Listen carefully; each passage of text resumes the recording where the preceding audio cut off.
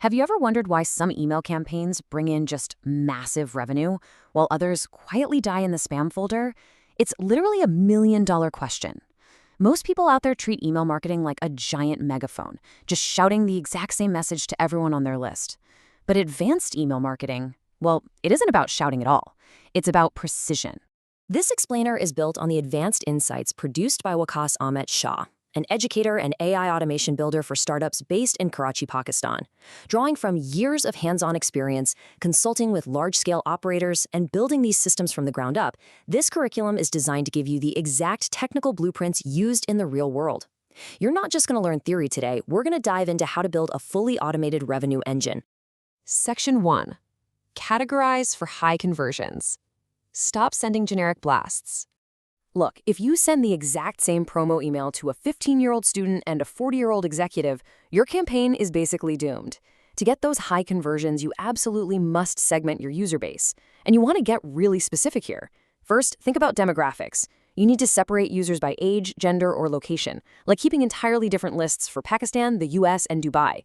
Next up is purchase behavior. You've got to treat a buyer who just grabbed a low-ticket, $12 item way differently than someone who dropped $1,000 to $5,000 on a high-ticket item. Then we have engagement levels. Separate the folks who actually open and reply to you from the ones who just passively skim. Finally, map out their life cycle stage. A brand new subscriber should not be getting the same content as someone who's been a loyal fan for the last 6 months.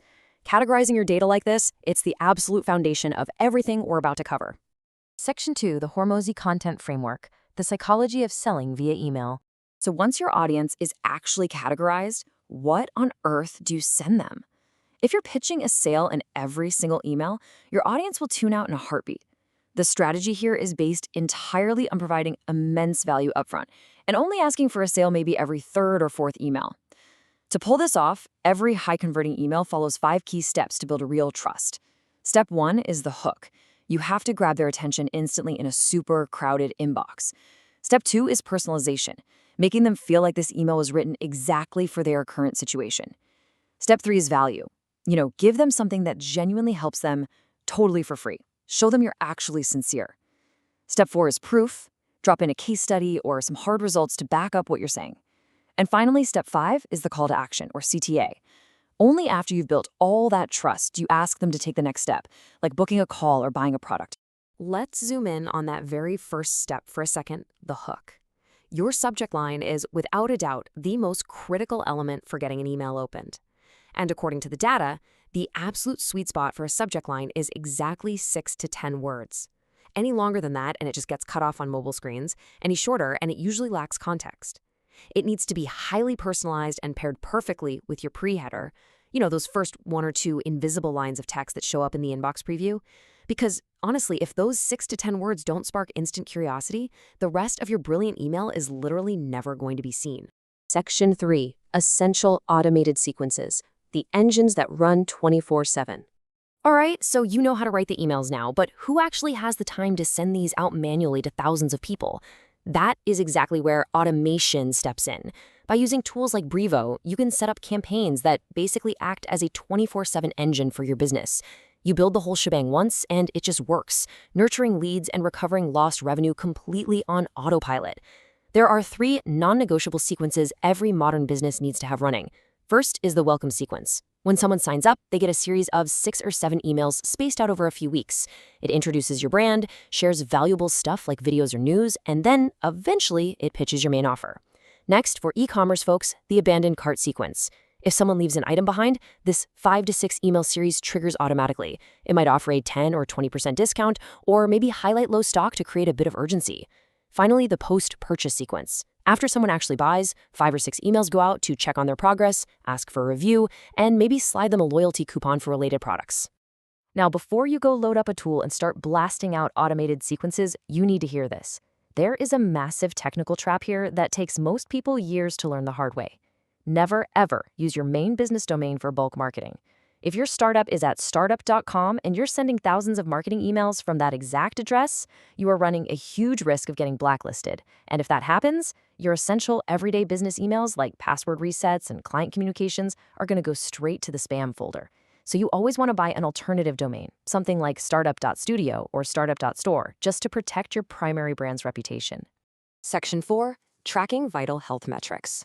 Let the data tell the story. Okay, so your safe domain is set up, your campaigns are running, but how do you know if you're actually succeeding? You can't just guess. You really have to let the data tell the story. The first critical health metric you have to track is your open rate. 20 to 25%, that's your baseline for a healthy campaign. So if you send an email to 1,000 people and 200 open it, you're in a great spot. But if it's sitting way down at 5 or 10%, something is definitely wrong. At that point, you need to immediately start A/B testing, sending small test batches of 50 or 100 emails to figure out if your subject lines are just boring, or worse, if you're landing in the spam folder because you used spammy trigger words like win a lottery. Next up is your CTR, or click-through rate. This benchmark should be hovering right between 2.5 and 3.5%. Think of it like this. Open rates tell you if your subject line worked, but the CTR tells you if the actual content of your email is engaging. Are people clicking the links? Are they hitting your call to action? If this number is too low, it tells us your audience is reading, sure, but your offer just isn't compelling enough to make them actually do anything. Finally, we have the unsubscribed ratio. The goal here is to keep this below 0.5%. Look, people are always going to unsubscribe, and honestly, that's completely okay. But if this number spikes above 0.5%, it is a massive red flag. It usually means your emails are getting annoying, you're selling way too hard, or you just aren't providing the value you promised them. Keep the value high, and I promise you, this number will stay low. So I want to leave you with a quick question to think about. What is your current email open rate?